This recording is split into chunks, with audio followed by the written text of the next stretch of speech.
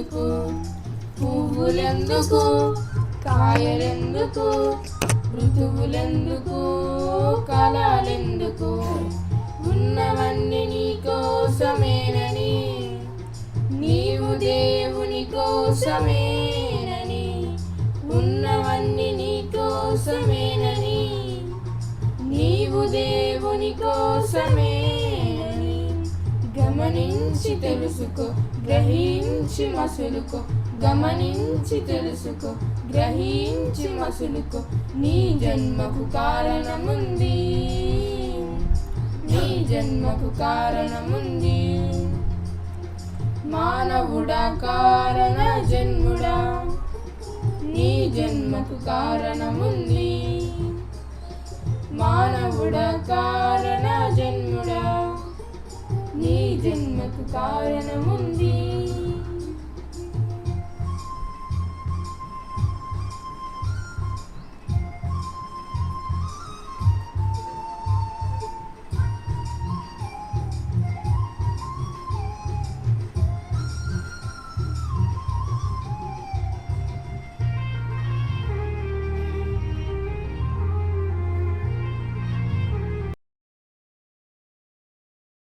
క్రీస్తునందు ప్రియమైన సహోదర సహోదరీమణులందరికీ ప్రభువైన యేసుక్రీస్తు వారి పవిత్ర నామములో వందనములు శుభములు తెలియపరుస్తున్నాను. ఈరోజు ఒక విలువైనటువంటి మాటలను మనం బైబిల్లో నుండి ఆలోచన చేద్దాం. అంశం పేరు వాక్యం బంధింపబడుతుందా. అంశం పేరు B3 సెకండ్ లెసన్. వాక్యం బంధింపబడుతుందా అనే విషయాలను మనం బైబిల్లో నుండి ఆలోచన చేద్దాం. ఈ వాక్యానికి ఉన్నటువంటి ప్రాముఖ్యత ఏమిటి అని మనం ఆలోచిస్తే, వాక్యం యొక్క గొప్పతనం ఏంటి, వాక్యం ఎందుకు నేర్చుకోవాలి, వాక్యం నేర్చుకోకపోతే వచ్చే నష్టం ఏంటి, వాక్యం ధ్యానించకపోతే వచ్చే నష్టం ఏంటి, మనందరికీ బాగా తెలిసిన విషయం. మన ఆత్మలను రక్షించుటకు శక్తిగల వాక్యమును సాత్వికంతో అంగీకరించాలి. ఈ ప్రపంచంలో మన ఆత్మలను రక్షించేది కేవలం వాక్యం. వాక్యం అంటే అన్యులకు తెలిసిన విషయం ఏంటంటే సెంటెన్స్. అన్యులకు ఏం తెలుసు వాక్యం అంటే ఏం చెప్పుకుంటారు? సెంటెన్స్, కొన్ని పదముల కలయికే వాక్యం అనుకుంటారు. ఒక పుస్తకములో ఉన్నటువంటి ఒక లైన్ అంటే వాక్యం అనుకుంటారు. కానీ ఇప్పుడు మనం చెప్పుకున్నటువంటి వాక్యం అని అంటే వర్డ్ ఆఫ్ గాడ్, దేవుని మాట, దేవుని వాక్యం, దేవుని యొక్క మాట. ఇది ఎక్కడుంది, ఎప్పుడుంది అని మనం ఆలోచిస్తే, ఆది యందు వాక్యం ఉండెను, ఆ వాక్యము దేవుడై ఉండెను, ఆ వాక్యము దేవుని యొద్ద ఉండెను. అంటే ఇప్పుడు మనం చదువుకుంటున్నటువంటి మాట, వాక్యము ఒకప్పుడు ఎక్కడుంది? దేవుని యొద్ద ఉంది. అంటే దేవలోకములో నుండి భూలోకానికి వచ్చింది. ఈరోజు మన చేతుల్లోకి వచ్చింది బైబిల్ రూపంలో. బైబిల్ రూపంలో మన మాతృభాషలోకి వచ్చింది, తేట తెలుగులోకి వచ్చింది. ఈ తెలుగులో రావడానికి ముందు హెబ్రీ భాషలో ఉంది, అంతకంటే ముందు దేవుని యొద్ద ఉంది. దేవుని యొద్ద నుండి భూమి మీదకి వచ్చింది. ఎందుకు వచ్చింది అని అంటే, మనందరి ఆత్మలను రక్షించుటకు. వాక్యమే లేకుంటే రక్షణే లేదు, వాక్యమే లేకుంటే రక్షణే లేదు, వాక్యమే లేకుంటే పరలోకమే లేదు, వాక్యమే లేకుంటే అందరూ నిత్యాగ్ని దండనలోకి వెళ్ళిపోతారు. అందుకని వాక్యానికి ఉన్నటువంటి గొప్పతనం ఏంటంటే, మన ఆత్మలను రక్షించేది కేవలం వాక్యం. ఈ విషయం మనుషులకు తెలుసో లేదో కానీ అపవాదికి అయితే తెలుసు. కాబట్టి ఏం చేసింది అది? అపవాది ఏం చేసిందండి? అవిశ్వాసుల యొక్క మనోనేత్రములకు అది గ్రుడ్డితనము కలుగజేసెను. నేత్రాలు బాగానే ఉంటాయి, ఇవి బాగానే ఉంటాయి. ఆ హాస్పిటల్లోకి వెళ్ళిపోతే చాలా బాగుందని చెప్తుంది, కానీ ఈ నేత్రాల గురించి కాదు. అపవాదికి ఏం తెలుసు? ఈ నేత్రాల గురించి కాదు, ఈ నేత్రాలతో చూడడం కాదు. దేవుణ్ణి ఏ నేత్రాలతో చూడగలగాలి? వాక్యాన్ని ఏ నేత్రాలతో చూడగలగాలి? ఆత్మీయ నేత్రాలతో. కాబట్టి అపవాది ఏం చేసిందనంటే ఆత్మీయ నేత్రాలకు అంధకారం కలుగజేసింది.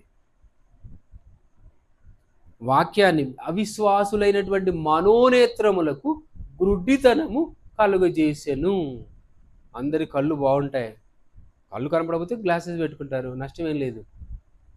కానీ ఇది కాదండి, బైబిల్కి అర్థం కావడానికి ఏం కావాలి? మనోనేత్రములు కావాలి.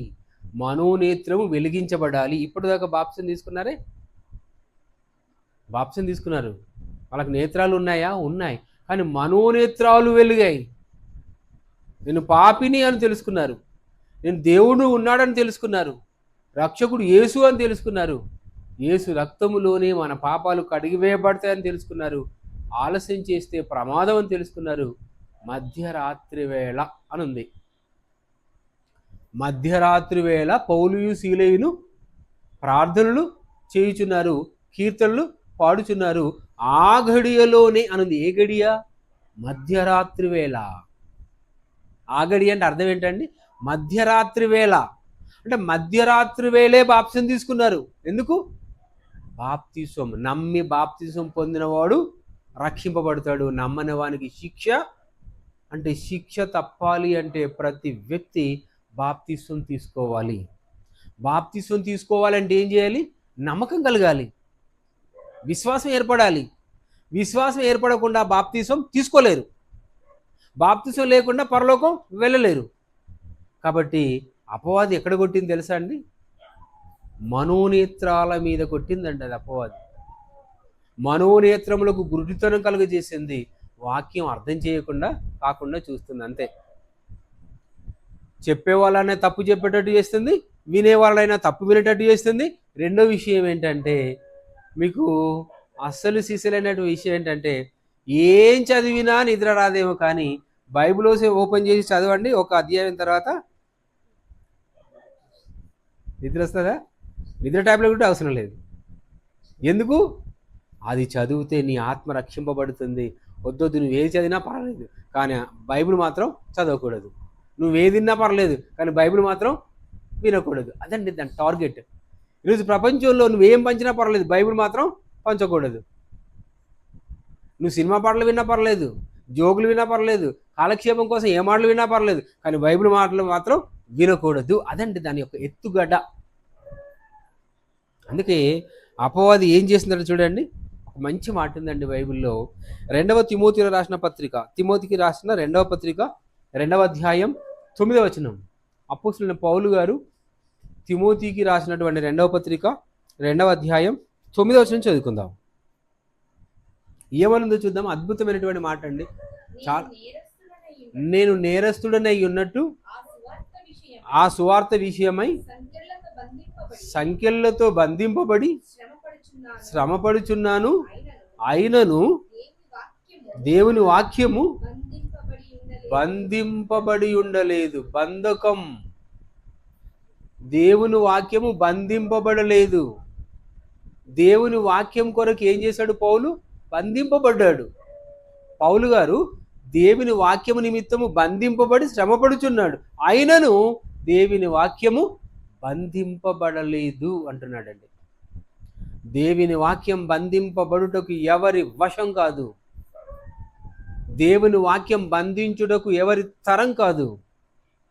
ఎన్ని చట్టాలు వచ్చినా, ఎంత కఠినంగా శిక్షించినా దేవుని వాక్యం ప్రబలుతూనే ఉంటుంది. దేవుని వాక్యం ప్రజ్వలితూనే ఉంటుంది. దేవుని వాక్యం వెలుసిలుతూనే ఉంటుంది.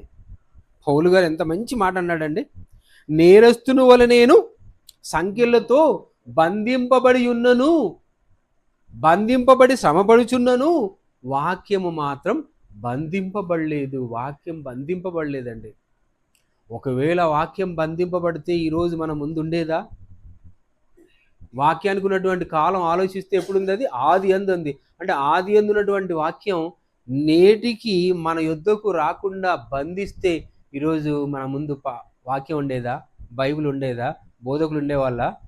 ఆలోచించాలి. వాక్యం బంధింపబడినను. చూడండి, పౌలు గారు బంధింపబడినను వాక్యాన్ని ఎవ్వరూ బంధించలేరు. అరచేతిని అడ్డుపెట్టేట సూర్యకాంతిని ఆపలేరు. అరచేతిని అడ్డుపెట్టి సూర్యకాంతిని ఆపలేరు. ఎన్ని ప్రయత్నాలు చేసినా బైబిల్ మాత్రం ఆపలేరు. ఇంకొక విషయం ఏంటో తెలుసా అండి, నిజమట గడప దాటక ముందుకే అబద్ధం ఏం చేశాట? నిజం గడప దాటక ముందుకే అబద్ధం ఊరంతా తిరిగి వస్తుందట.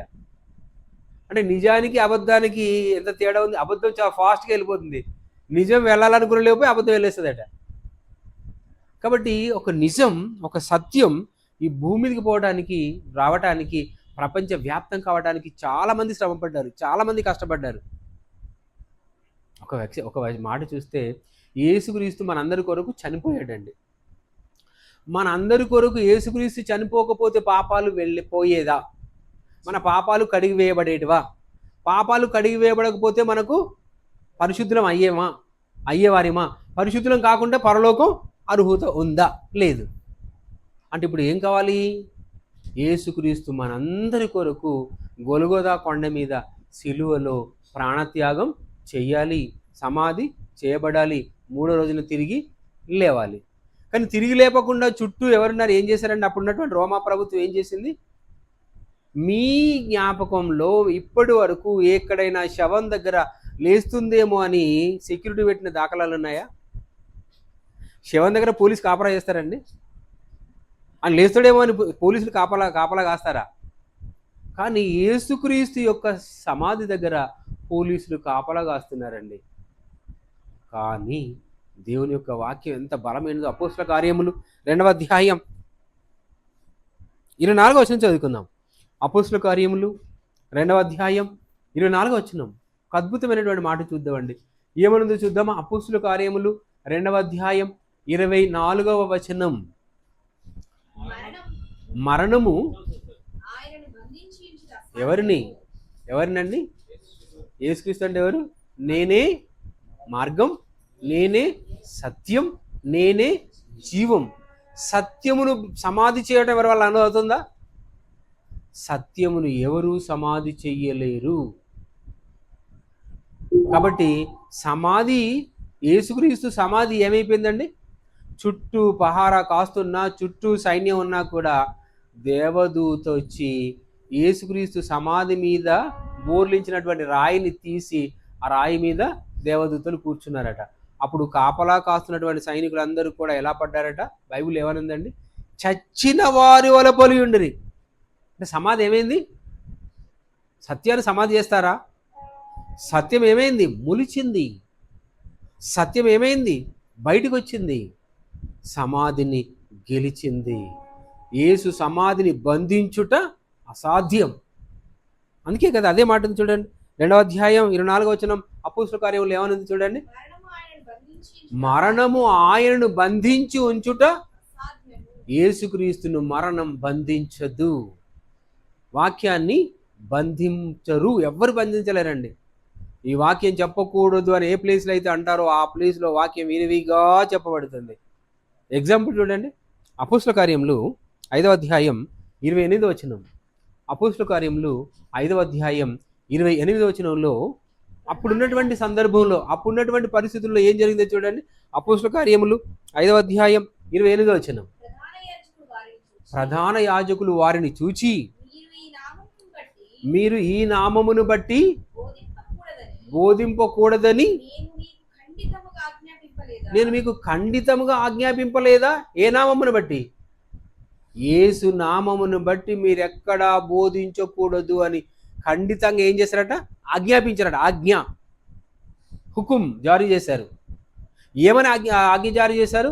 ఈ యేసుక్రీస్తు నామాన్ని మీరు ఎక్కడా బోధించకూడదు అని ఆజ్ఞాపించారట. అలాగని భయపడ్డారా? అలా ఆజ్ఞాపిస్తే భయపడ్డారండి వాళ్ళు?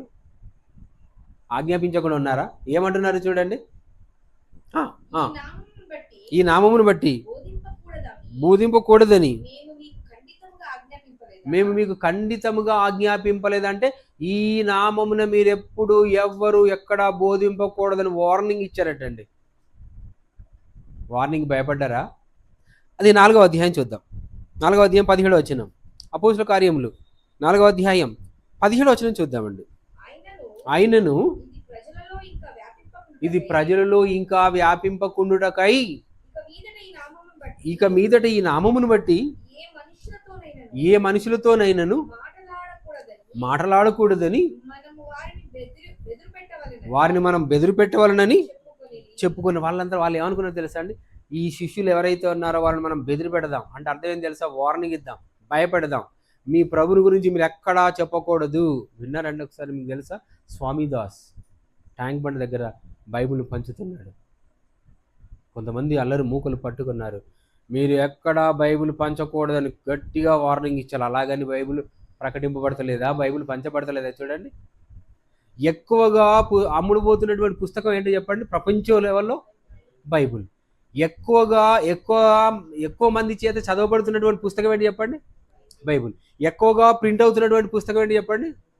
బైబిల్. ఎక్కువగా తర్జుమా ట్రాన్స్లేట్ చేయబడినటువంటి పుస్తకం ఏంటి? బైబిల్. ఎక్కువ రేటుతో అమ్మబడుతున్న పుస్తకం ఏంటి చెప్పండి? లేటెస్ట్గా మొన్ననే చూసాం, 1250 కోట్లు పలికిందండి బైబిల్కి. First record, world record, highest rate అనమాట. అది ప్రైస్, హైయెస్ట్ ప్రైస్. ప్రింట్ అయిన ఫస్ట్ బుక్ చూడండి. జాన్ ప్రింటింగ్ మిషన్ తయారు చేసిన తర్వాత ఫస్ట్ ప్రింట్ అయినటువంటి పుస్తకం ఏంటి? బైబిల్. ఎన్ని రికార్డులు ఉన్నాయి? ఇంకా చెప్పుకుంటే చాలా చాలా ఉన్నాయి. ఎక్కువ భాషల్లోకి అనువదింపబడినది, ఎక్కువ మంది చేత చదవబడుతున్నది, ఎక్కువ మంది చేత బోధింపబడుతున్నది బైబిల్, ఎక్కువ మంది చేత పరిశీలింపబడుతున్నది బైబిల్.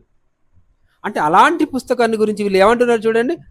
వాళ్ళు బెదిరిపెట్టి వదిలిపెడదాం అనుకున్నారట. కానీ 18వ వచనం, 4:18, అప్పుడు వారిని పిలిపించి మీరు యేసు నామమును బట్టి ఎంత మాత్రమును మాట్లాడకూడదు, బోధింపకూడదని వారికి ఆజ్ఞాపించారండి. మీరు యేసు నామములో బోధించొద్దు, మీరు యేసు నామములో బోధించొద్దు అని గట్టిగా ఆజ్ఞాపించారటండి.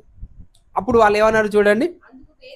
అందుకు పేతురును యోహానును వారిని చూచి దేవుని మాట వినుట కంటే మీ మాట వినుట దేవుని దృష్టికి న్యాయం. ఏమంటే మమ్మల్ని బెదిరిస్తున్నారు, మాకు దేవుని మాట వినాలా, మీ మాట వినాలా? యు ఆర్ ఆఫ్టర్ ఆల్ మనిషివి, నీ మాట వినాలా, మాకు ప్రాణం ఇచ్చినటువంటి దేవుని మాట వినాలా అని అన్నారండి. ఎవరు? పేతురు, యోహానులు. భయపడ్డారా ఏమైనా? వాళ్ళు బెదిరిస్తే బెదిరిపోయారా? భయపడితే భయపడ్డారా? ధైర్యంగా బోధించారటండి. దేవుని వాక్యము అక్కడ ధైర్యంగా బోధించారు. వాళ్ళు భయపడలేదు, బెదిరిస్తే బెదరలేదు. ప్రాణాలకు ఒగ్గైన, ప్రాణాలు అయిపోయినా పర్లేదు కానీ దేవుని వాక్యం చెప్పకుండా మేము ఉండలేమన్నారండి. అది అంటే దేవుని వాక్యం బంధింపబడుతుందండి? బంధింపబడటం లేదు.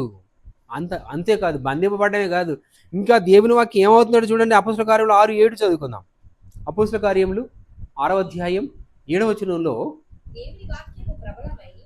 దేవుని వాక్యాన్ని ఎంతగా బంధించాలనుకుంటున్నారో ఏమవుతుంది? అంతగా ప్రబలమై శిష్యుల సంఖ్య యెరూషలేములో బహుగా విస్తరిస్తుందటండి.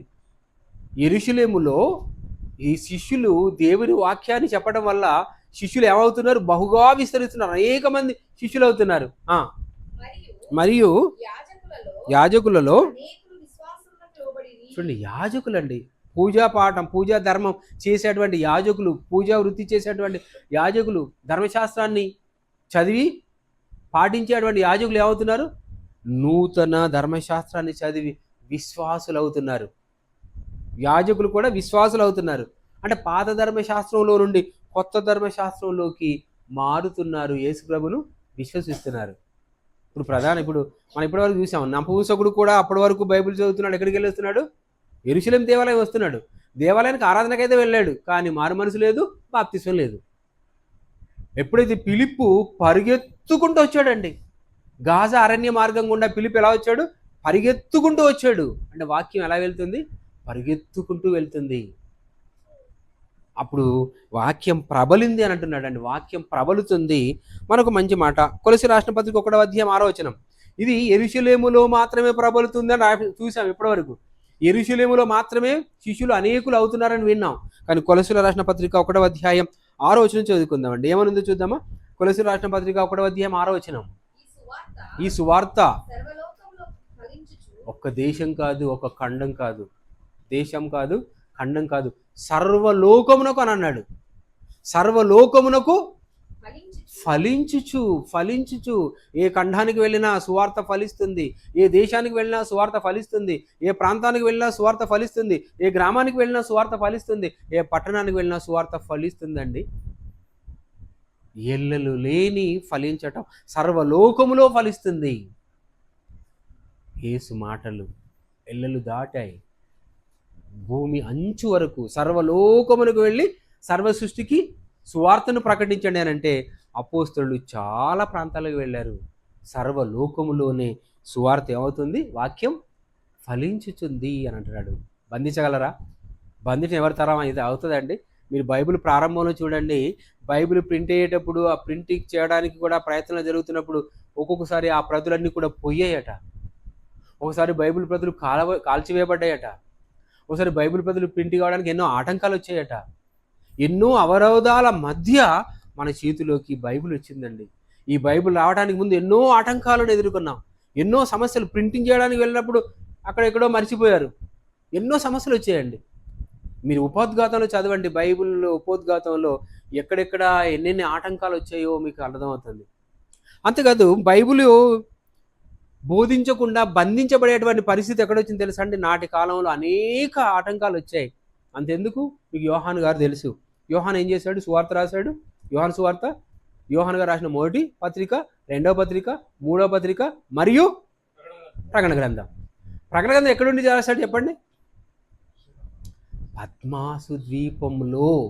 ఎక్కడున్నాడు ఆయన? ఈయన ఇక్కడుంటే వాక్యాలు రాస్తున్నాడు, వాక్యాలు చెప్తున్నాడు, సువార్తను వ్యాప్తి చేస్తున్నాడు అండి. తీసుకుపోయి ఎక్కడ వేస్తాడు తెలుసా అండి? మన వాళ్ళు ఇప్పుడు తప్పు చేస్తే ఉగ్రవాదులు నేరస్తులను ఎక్కడ వేస్తారు? అండమాన్ జైల్లో వేస్తారు, తిహార్ జైల్లో వేస్తారు. చుట్టూ ఏముంది తెలుసా అండి? చుట్టూ సముద్రం ఉంటుంది. కాబట్టి యోహాను ఎక్కడ వేశారు? పద్మాసు ద్వీపంలో వేశారు. ద్వీపం అంటే అర్థం ఏంటి తెలుసా?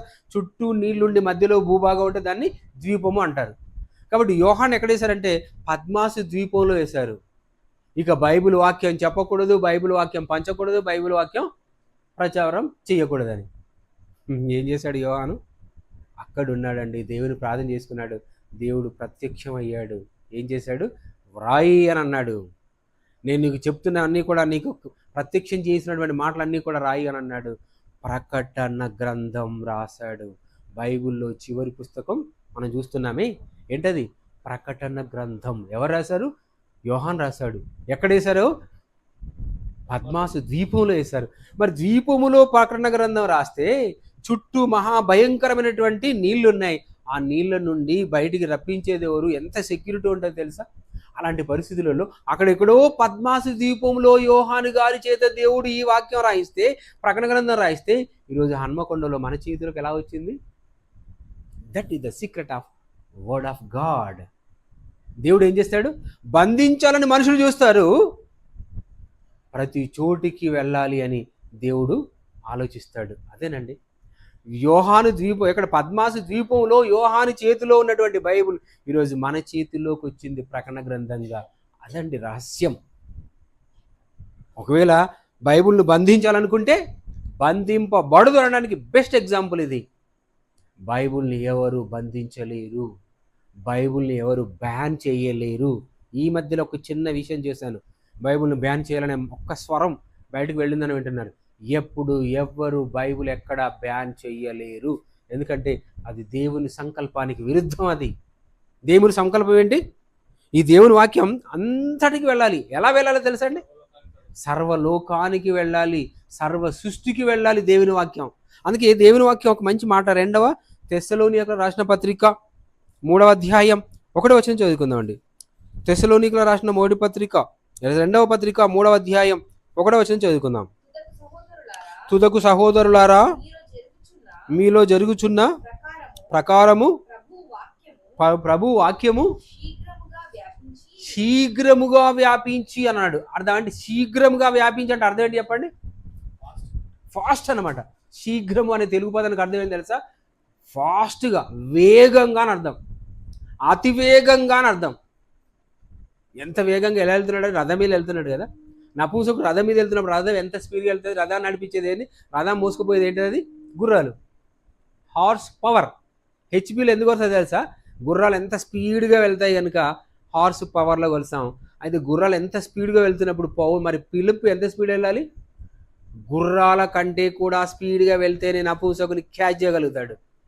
కాబట్టి పరిగెత్తి అంటే దేవుని వాక్యం శీఘ్రముగా వ్యాపించను అంటున్నాడు. శీఘ్రముగా అంటున్నాడు అంటే అర్థం అంటే వెరీ స్పీడ్, చాలా వేగంగా వెళ్ళాలి అని అన్నాడు. దేవుడు వేగంగా మన యొద్దకు పంపించాడు. కాబట్టి దేవుని వాక్యాన్ని ఎవరు బంధించలేరు. బంధించాలని అనుకున్న ఆ ప్రయత్నం విఫలమవుతుంది అనడానికి మనకు మంచి ఉదాహరణ చదువుకుందామండి. అపోస్తల కార్యములు 12:6, అపోస్తల కార్యములు 12వ అధ్యాయం 6వ వచనం చదువుకుందాం. అపోస్తల కార్యములు 12వ అధ్యాయం 6వ వచనం చదువుకుందామండి. హేరోదు అతని వెలుపలికి తీసుకొని రావాలని ఉండగా ఆ రాత్రియే పేతురు 2 సంకెళ్లతో బంధింపబడి ఇద్దరు సైనికుల మధ్య నిద్రించుచుండెను. ఎవరండి నిద్రపోయేది? పేతురు. ఒక్క సంఖ్యలు అన్నారా, 2 సంఖ్యలు అన్నారా? మనిషికి ఒక్క సంఖ్యలు సరిపోదా? మనిషిని బంధించడానికి ఒక్క సంఖ్యలు సరిపోదండి. అంటే వాళ్ళ భయం ఏంటంటే ఈ ఒక్క సంఖ్యలను కూడా తెంపుకుంటాడేమో, ఇలా ఒక్క సంఖ్యలైనా తెంపుకుంటే ఈయన సువార్త శీఘ్రంగా వెళ్ళి చెప్తాడేమో అని భయం అండి పేతురు విషయంలో. కాబట్టి ఎన్ని సంఖ్యలు వేశారు? 2 సంఖ్యలు వేశారండి. 2 సంఖ్యలు వేసినప్పుడు ఈయన హాయిగా నిద్రపోతున్నాడట. అయినా కూడా సెక్యూరిటీ, హై సెక్యూరిటీ ఉంది. లెఫ్ట్ ఒక సోల్జర్, రైట్ ఒక సోల్జర్ ఉన్నారండి. వీళ్ళిద్దరు కూడా పహారా కాస్తున్నారు. ఎవరిని? పేతురును. ఆల్రెడీ 2 సంఖ్యలతో బంధించిన ఇద్దరు సైనికులు పహారా కాస్తున్నా ఏం జరిగిందో చూడండి. మరియు కావలివారు తలుపు ఎదుట చెరసాల కాచుకొని చూడండి. బయట గేట్, మెయిన్ గేట్ ఉందా, మెయిన్ గేట్ దగ్గర సెక్యూరిటీ ఉంది. అప్పుడు ఏం జరిగింది చూడండి. ఇదిగో ప్రభువు దూత అతని దగ్గర నిలిచెను. అతడు ఉండిన గదిలో వెలుగు, ఎక్కడ ఏ సెల్యులార్లు అయితే పెట్టారో అక్కడ వెలుగు ప్రకాశించింది. పేతురు దగ్గర దేవదూత నిలిచింది. దూత పేతురు ప్రక్కన తట్టి ఏమని చెప్తుంది? పేతురు లే. ఏమని చెప్తుంది? పేతురు ఏమని చెప్తుంది? దూత పేతురు లే, త్వరగా లే అని చెప్పి, త్వరగా లెమ్మని చెప్పి అతని లేపగా సంఖ్యలు అతని చేతుల నుండి ఎన్ని సంఖ్యలు అయితే లాభం? సంఖ్యలు ఏమైపోయాయి? ఊడిపోయాయి. 2 సంఖ్యలు వేశారు. ఒకటే కాదు, 2 సంఖ్యలు వేస్తే సంఖ్యలు ఏమైనాయని బంధ విముక్తి కలిగింది. ఏమైనా రిలీజ్ అయిపోయాడండి. దేవదూతకు సాధ్యం అది? అవును, సాధ్యం. అంతేకాదు, అక్కడ నుండి ఏం చేసింది దేవదూత? ఎక్కడ ఏం చేసింది చూడండి. నెక్స్ట్ తర్వాత అప్పుడు దూత అతనితో నీవు నడుము కట్టుకొని చెప్పులు తొడుక్కోను అని చెప్పాను. అతడు అలాగూ చేసిన తర్వాత దూత నీ వస్త్రము పైన వేసుకొని నా వెంబడి రమ్మని అతనితో చెప్పెను. అలా దేవదూత అతనిని కావలి దగ్గరికి వెళ్ళినప్పుడు ఆ ద్వారము తనకు తానే తెరుచుకుందండి. పేతురును బంధించారా? బంధించారు. కానీ ఏమైందండి? సువార్త ప్రకటించొద్దు అని పేతురును బంధించారు. 2 సంఖ్యలు వేశారు. 2 సైనికులను కాపలాగా పెట్టారు. ముందు మెయిన్ గేట్ దగ్గర కూడా సైనికులను మోహరించారు. కానీ ఏమైందండి? దేవదూత వచ్చి తనకు వేయబడినటువంటి సంఖ్యలను త్రెంచి వేసింది. పేతురు చెరసాల బయట నుండి వెళ్ళిపోయాడు. సువార్త నిరాటంకంగా చేశాడు. సువార్తను అడ్డుకోవటం ఎవరి వల్ల అవుతుందా? ఇప్పటివరకు చూసాం కదా. పౌలు శీలను ఏం చేశారు? బంధించారు. ఎక్కడ వేశారు? చెరసాలలో వేశారు. పౌలు శీలను చెరసాలలో వేస్తే వాళ్ళు ఖాళీగా ఉన్నారా? బిజీగా ఉన్నారా? ఏం పనిలో ఉన్నారంటే పౌలు శీలను ఏం పనిలో ఉన్నారు? వారు ప్రార్థనలు చేయుచుండెను, ప్లస్ కీర్తనలు పాడుచుండరు, మరియు ఖైదీలు వినిచుండెను. ఖైదీలు వినిచుండెను. పాటలో అర్థం, పాటలో పరమార్థం, పాటలో వాక్యం, ప్రార్థనతో దేవునితో సంబంధం. అంటే ఇప్పుడు జైలు గోడలు ఏం చేశారు? చర్చి గోడలుగా మార్చేశారు. జైలు ఏం చేశారు? చర్చిగా మార్చేశారు. బంధించాం, అయిపోయింది అని అనుకున్నారు. సువార్త చెప్పకుండా మేము బంధించాం అనుకున్నారు. కానీ మధ్యరాత్రి వరకు కూడా హాయిగా పాటలు పాడుతున్నారు. ప్రార్థన చేస్తున్నారని అంటే సువార్తను బంధించటం, సువార్థికులను బంధించటం ఎవరి వల్ల కాదు. అందుకే పౌలు గారు అన్నారండి, నేను దోషుని వలె నేను బంధింపబడినను శ్రమపడుచున్నను, దేవుని వాక్యం బంధింపబడదు అని అన్నాడు. ఎక్కడైతే బంధించాలనుకున్నారో అక్కడే ఉవ్వెత్తున వెలుసిల్లుతుందండి దేవుని వాక్యం. చెప్పకూడదు, మా దగ్గరికి రాకూడదు, మా దగ్గర వాక్యం చెప్పకూడదు అన్న వ్యక్తి మారిపోయి వాక్యం ప్రకటిస్తారు. తెలుసా పౌలు ఏం చేశాడు? సౌలుగా ఉన్నప్పుడు మీరు వాక్యం చెప్పకూడదు, క్రైస్తవులుగా కాకూడదని ఇంటింటే వచ్చి స్త్రీలను పురుషులను కూడా చాలా హింసించినటువంటి వ్యక్తి చివరికి ఏం చేశాడు? ఏ వ్యక్తి అయితే గుడికి వెళ్ళొద్దు అన్నాడో, ఏ వ్యక్తి అయితే యేసుక్రీస్తుని నమ్మొద్దు అన్నాడో, ఆ వ్యక్తి ఏమైపోయాడు? ఇంటింటా చెప్పడమే కాకుండా యేసుక్రీస్తు స్వరక్షకుడిగా అంగీకరించి ప్రతి ప్రాంతానికి వెళ్ళి అనేక సంఘాలు కట్టాడు. అదండి అద్భుతం. ఎవరైతే వద్దంటారో వాళ్ళ చేతనే దేవుడు అద్భుతం చేయిస్తాడు. ఎవరైతే విమర్శిస్తారో వాళ్ళ చేతనే దేవుడు నిలబెట్టుకుంటాడండి. అది అద్భుతం. కాబట్టి వాక్యాన్ని బంధించాలని అనుకుంటే బంధించలేరు. ఎగ్జాంపుల్ మనందరికీ బాగలేదు తెలుసు, 3 భక్తులు ఉన్నారు కదా, షడ్రక్, మెషక్, అబేద్నెగో. వీళ్ళు ఎవరిని ప్రార్థిస్తున్నారు? నిజమైనటువంటి లోకరక్షకుడిని ప్రార్థిస్తున్నారు, తండ్రిని ప్రార్థిస్తున్నారు, దేవుని ప్రార్థిస్తున్నారు. ఈ విషయం తెలుసుకున్నటువంటి కొంతమంది ఏం చేశారు? రాజు దగ్గరికి వెళ్ళిపోయి, రాజు మీరు నిలబెట్టినటువంటి ఆ ప్రతిమకు కాకుండా వీళ్ళు వాళ్ళ సొంత దేవునికి మొక్కుతున్నారు, ఏం చేద్దామని అన్నప్పుడు రాజు ఒక ఆజ్ఞ చేశాడండి. ఎవరైతే నేను చెప్పినటువంటి శాసనాన్ని ఉల్లంఘిస్తారో వారిని నేను మండుచున్నటువంటి అగ్నిగోళంలో పడేస్తానని అన్నాడు. అయినా పర్లేదు, ఈ 3 భక్తులు ఏం చేస్తున్నారు? దేవుణ్ణి ప్రార్థిస్తున్నారు, నిజ దేవుని ప్రార్థిస్తున్నారు. ఈ మాట ఆ నోట ఈ నోట రాజుగారికి తెలిసింది. చూస్తే స్వయంగా వీరు నిజంగా దేవునికి ప్రార్థిస్తున్నారు. ఇప్పుడు రాజుకు మహా ఆగ్రహం వచ్చిందండి. వీళ్ళు 3 బంధించండి అని అన్నారు. బంధించి ఎక్కడేయమన్నాడు? అగ్నిగుండంలో వేయండి అన్నాడు. అప్పటికీ మండుతున్నటువంటి అగ్నిగుండం చాలదన్నట్టు ఈ అగ్నిగుండాన్ని 7 రెట్లు పెంచండి అని అన్నాడు. 7 రెట్లు అగ్నిగుండాన్ని పెంచాడు. మంచి బలమైనటువంటి సైనికులను పిలిచాడు. వీరిని అగ్నిగుండంలో పడేయండి అని అన్నారు. ఆ రాజు ఆజ్ఞను పాటించినటువంటి సైనికులు ఆ 3 భక్తులను అగ్నిగుండంలో వేసినప్పుడు అగ్నిగుండంలో వేసిన సైనికులు మాడి మసైపోయారు. ఈ భక్తులను అగ్నిగుండంలో వేసినటువంటి సైనికులు మాడి మసైపోయారు, కానీ అగ్నిగుండంలో భక్తులు హాయిగా తిరుగుతున్నారు. రాజు ఆశ్చర్యపోయాడండి. ఒక ప్రదర్శన చిలకిస్తున్నట్టు చూస్తున్నాడండి రాజు. ఆ రాజు చూస్తున్నటువంటి ఆ ప్రదర్శనలో వీళ్ళు వేసింది 3 అయితే కనబడుతున్నది ఎందరు? 4. ఇదేంటి నా కళ్ళేనే చూసేటి అని అనుకున్నాడు. అవును, నీ కళ్ళే రాజా. బయటికి రమ్మని ఆదేశించాడు. బయటకు వచ్చిన తర్వాత గబగబా వెళ్ళాడు. వస్త్రాలు కాలలేదు, పైగా తన రోమములను చూశాడండి. రోమములను స్మెల్ చేస్తే రోమములు కూడా కాలిపోలేదు. అగ్నికి నిప్పుకి మంటకి రోమాలైనా కాలిపోతాయా లేదా? అంటే రోమము కూడా కాలిపోలేదని అంటే రాజు మనోనేత్రాలు తెలుసుకున్నాడు. ఏ దేవుణ్ణి అయితే బంధించాలనుకున్నారో, ఏ దేవుణ్ణి అయితే ప్రార్థన చేయకుండా బంధించాలని అనుకున్నారో ఆ దేవుని గొప్పతనం ఏంటో తెలుసుకున్నాడు రాజు. ఏమని శాసనం చేశాడండి? షడ్రక్, మేషక్, అబేద్నెగోలు ప్రార్థిస్తున్నటువంటి దేవుడే నిజమైన దేవుడు, షడ్రక్, మేషక్, అబేద్నెగో పూజిస్తున్నటువంటి దేవుడే నిజమైన దేవుడు అని చాటించి పాటించి చట్టం చేసి సర్వలోకానికి వ్యాప్తి చెందించాడు. అంటే అర్థం ఏంటండి? ఫస్ట్ ఏం చేశారు? వీళ్ళను బంధించాలనుకున్నారా లేదా? బంధించాలనుకున్నారు, కానీ ఏమైపోయింది? దేవుని యొక్క గొప్పతనం నలుమూలలా వ్యాప్తి చెందింది. బైబిల్ను పట్టుకున్న వాళ్ళని ఏం చేశారు? అపోస్తులను ఏం చేశారండి? ఎంతగా హింసించారు. పౌలు ఎంత హింసించారు, పేతురుని ఎంత హింసించారు, అపోస్తులను ఎంతగా చంపారు చూడండి. తలక్రిందులుగా చంపారు. కారణం మీరు బైబిల్ బోధించొద్దు అని. ఇంకా ఏం చేశారటండి?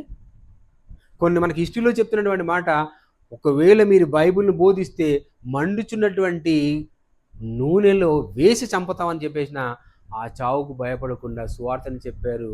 మండుతున్నటువంటి సలసల మసులుతున్నటువంటి నూనెలోనైనా చచ్చారు, కానీ సువార్తని చెప్పకుండా ఉండలేదు. కొంతమంది ఏం చేశారు చూడండి, మీరు సువార్తను ప్రకటిస్తే సిలువ వేస్తాం యేసులాగా అన్నప్పుడు మేము సువార్త ప్రకటించకుండా ఉండలేం, అవసరమైతే సిలువ వేసినా పర్లేదు కానీ మేము సువార్తను చెప్పకుండా ఉండలేమని అన్నారు. అలాంటి హతసాక్షులు చేసిన త్యాగం ఈరోజు మనం బైబిల్ను నమ్మటానికి, బైబిల్ను చదవటానికి కారకులయ్యారు, మాదికులయ్యారండి. అంటే వాళ్ళు ఏం చేశారు? వారిని బంధించాలనుకున్నారు, చావు పేరుతో బంధించాలనుకున్నారు, శిక్ష పేరుతో బంధించాలనుకున్నారు, హింస పేరుతో బంధించాలనుకున్నారు. కానీ సువార్త బంధింపబడలేదు, పైగా సర్వలోకములో వ్యాప్తి చెందిందండి. అందులో భాగంగా అక్కడెక్కడో యెరూషలేములో ఉన్నటువంటి వాక్యం ఇప్పుడు ఎక్కడికి వచ్చింది? ఇండియాకి వచ్చింది, హన్మకొండకు వచ్చింది. అంతేనా కాదా?